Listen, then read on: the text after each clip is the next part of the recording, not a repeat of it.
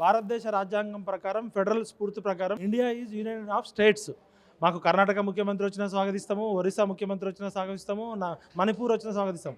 చంద్రబాబు నాయుడు గారు ఇక్కడికి వచ్చి 10 సంవత్సరాల తర్వాత హైదరాబాదులో 5 ఎకరాల జాగా అడుగుతున్నాడు. ఆయన ఆంధ్రప్రదేశ్ ముఖ్యమంత్రి కానీ 2 కళ్ళ సిద్ధాంతంతో ఇంకా ఇక్కడ ఎందుకు జాగా? మరి ఇప్పుడు చంద్రబాబు నాయుడికి మేము జాగా ఇస్తే 28 రాష్ట్రాల వాళ్ళు అడుగుతారు కదా. చంద్రబాబు నాయుడుకి ఏమైనా పరిపాలనలో జాగా అడగాల్సింది ఢిల్లీలో అడగాలి కేంద్ర ప్రభుత్వాన్ని. 2 రాష్ట్రాల ముఖ్యమంత్రులు కూర్చుకొని చర్చలు జరపచ్చు, కానీ ఆ చర్చల ఎజెండా ఏంటి? ఇవాళ చంద్రబాబు నాయుడు గారు విచిత్రం ఏంటంటే, చంద్రబాబు నాయుడు గారు రేవంత్ రెడ్డి గారికి లెటర్ రాస్తారు, నేను పలానా రోజు పలానా తేదీన పలానా టైంకి వస్తున్నా, నువ్వు నాకు మీటింగ్ ఏర్పాటు చేయని. ఇప్పుడు చంద్రబాబు నాయుడు గారు ఏమని రాయాలి? నేను మీ పెండింగ్లో ఉన్న విభజన చట్టంలో ఉన్న హామీలు పరిష్కరించుకోవడానికి మీతో చర్చలు జరపడానికి సిద్ధంగా ఉన్నా, దయచేసి మీరు అపాయింట్మెంట్ ఇస్తే మన ఇద్దరం కలిసి కూర్చుందామని మాట్లాడాలి. కానీ